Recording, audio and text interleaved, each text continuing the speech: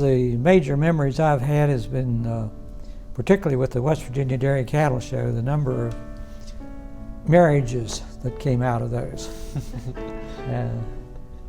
Steve Hanna met his wife there. He was a Deputy Commissioner of Agriculture. There's just several of the families, and they were married like a northern panhandle would meet a southern belle, or vice versa. People fall in love in many different ways, but these couples have one thing in common. 4-H is what sparked it all. I think we just met by both being here at Jackson's Mill. I mean, at the time we met, I was on staff. I was a counselor on leave from the Navy. I was a camper. She was a senior, older camper. That's when we met.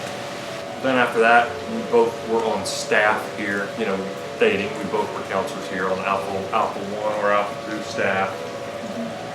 And we just continued to do that from the late 80s, early 90s, all the way through today. Well, she was signing up OMC right over there on that end of the porch, and that's the first time I met her. So. And he remembers, and I have to honestly say I don't. So we were campers here together for a couple years, and then we were both chiefs of our tribe. 1972. And I had a crush on him, but he was so busy being chief that he didn't have time for a girlfriend. I was thinking of my career. So then after that, we were both in college at the time, and we went out once in college. Now that I don't remember. He asked me to a football game, and we had a wonderful time. I never will forget. He had a wonderful lunch, all packed, and took care of us at the football game. And it was wonderful. And he asked me out again the next weekend. And unfortunately, I had a trip to New York City with our church youth group there at Wesley in Morgantown, and so I couldn't go. And soon after that, I heard he was dating another 4-H'er, and we really didn't. I give you 2 chances, honey. That's it. And Dorothy said, "Martha, you want to go out? We're going to go out to dinner this evening. Do you want to go out with us?" And I said, "Well, sure, I'd love to." And she said, "John's home. His dad had a stroke, and he came home and is helping his mom take care of the farm." And so I said, "Well, sure, invite him. I haven't seen him since we were in college." And so we started talking, and we haven't quit since, I guess, is the story. No, you haven't stopped that. You noticed.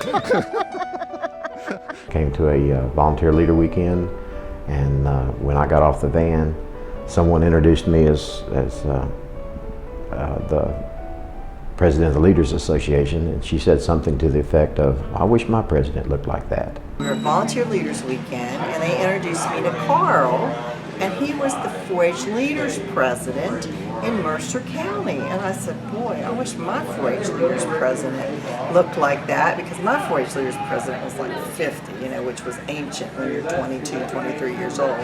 So we were really 4-H friends, and really didn't do a lot of 4-H camping together, but met through 4-H and 4-H friends, and started doing things with our 4-H friends. Like we took a trip to Florida as friends, and we went to ball games as friends. And I guess the advice I have for some people is, you know, sometimes that friend suddenly becomes, I really like this guy. And then several years later, we got back together as friends. Actually, there was 8 of us that went to Florida on a trip, 4 male, 4 female. 6 of us married each other, and I married her. It was after the camp picture, as I remember, and everybody was headed to council circle. Right after the camp picture, and everybody headed to council circle, and I asked, "Well, let's stay here for a second. You know, what? Let's stay here. Talk to me for a second." And sat down on the steps of the amphitheater. And she was sitting there and got down on one knee and opened the ring box and said, "You know, I think to do before he the started honor of talking, being my wife, would you marry me?" And she's. I think before he said anything, I said, "What are you doing? Get up! What are you doing?" I said yes, though. She did say yes. The impact of 4-H in the lives of these people has surpassed the norm as it brought lifetime love together. We made it through 31 years so far. Right? They always say the first 50 are the hardest, so we'll see. So We've raised 2 boys. we've raised 2 boys. They were both chiefs of their tribe at OMC, and both getting married this year. So it's been interesting. And then there was another alpha where our daughter was born Yeah, we missed the them Monday, both. the week of camp. We both missed that one. But we brought her on Thursday of that week. She was 3 days. She was 3 days old and was here at camp. She's quite proud of that fact. We're a little diehard that way. A young man came along that was heavily involved in the program, and the 2 of us got together, and so I've always been, well, not an extension worker perhaps, but involved. It had the effect of changing my life when I went to Jackson's Mill and went to camp nurse, which later on we formed a union. So I had a lot of a lot of influence. There's a lot of folks that's met through 4-H. Some of them's not worked out. You know, some marriages haven't worked. A lot of them have. So. I wanna linger a little longer, a little longer here with you. It's such a perfect night, it doesn't seem quite right that this should be my last with you. And come September, I will remember our camping days and friendships true.